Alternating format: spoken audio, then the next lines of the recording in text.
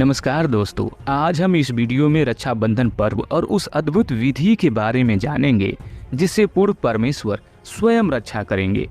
यह पर्व हिंदू धर्म का महत्वपूर्ण त्योहार है जो हर वर्ष श्रावण मास की पूर्णिमा को मनाया जाता है।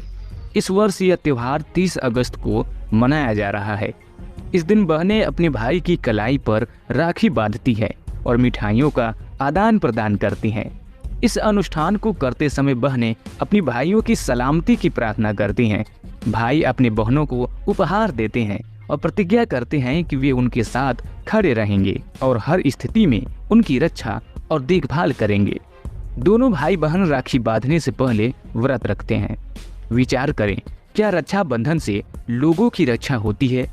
क्या कर्म बंधन या प्रारब्ध कर्म राखी बांधने से टल जाते हैं? क्या भाई बहन के जीवन के संकट राखी के धागे से रोके जा सकते हैं? क्या व्यक्ति अपने भाग्य के अनुसार मृत्यु को प्राप्त नहीं होता? क्या किसी दुर्घटना में मारे गए व्यक्ति की बहन ने कभी उसके लिए प्रार्थना नहीं की होगी? क्या शहीद होने वाले सैनिक की बहन ने अपने भाई के लिए दुआ न मांगी होगी? हमारी रक्षा कौन कर सकता है? रक्षाबंधन लोग इसलिए मनाते हैं ताकि भाई बहन की रक्षा कर सके, किंतु रक्षा तो केवल पूर्ण अविनाशी परमात्मा कबीर देव ही कर सकते हैं। अन्यथा तीनों गुण युक्त देव रजगुण ब्रह्मा, सतगुण विष्णु और तमगुण शिव जी तो विधि के विधान से ही बंधे हैं। जब जिसकी मृत्यु होनी होती है हो जाती है, कोई भी किसी को कुछ नहीं दे सकता। लोग परमात्मा द्वारा रचित विधान को पूरा करने के निमित्त मात्र बनते हैं। माता पिता संतान का पालन पोषण करते हैं, यह भी कर्म बंधन ही है।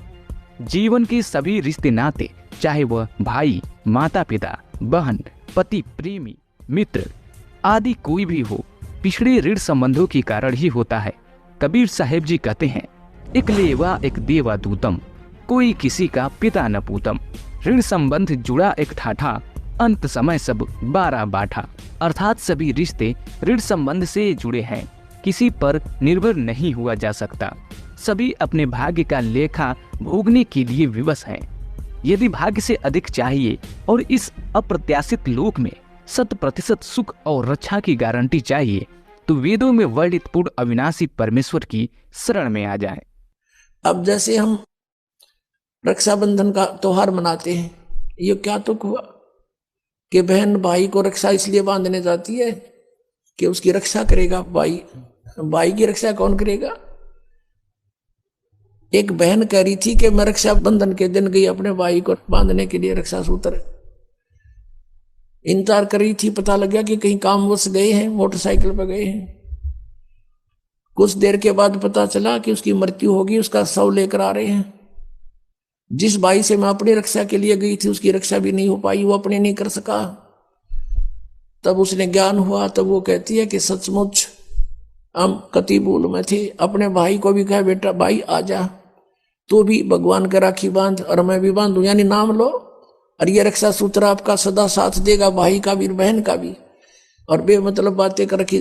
उस रक्षाबंधन के दिन किसी का भाई नहीं है तो रोती है कोने में बैठकर वो बहन। फिर ये बात का सिस्टम, जिस बहन का भाई नहीं है वह दूसरों के मुंह की तरफ देखती है, कौन आएगा हमारे घर। तो पुण्यात्माओं, ये बेमतलब की बकवाद, ये जग की रीत से हमने वापस हटना है और अपने जीवन को नए सिरे से सेट करना होगा। यदि भक्ति करना चाहते हो, समाज के भाव में बहना है तो नो प्रॉब्लम, आप कुछ भी करो, वो आपकी मर्जी, लेकिन भक्ति नहीं चलेगी।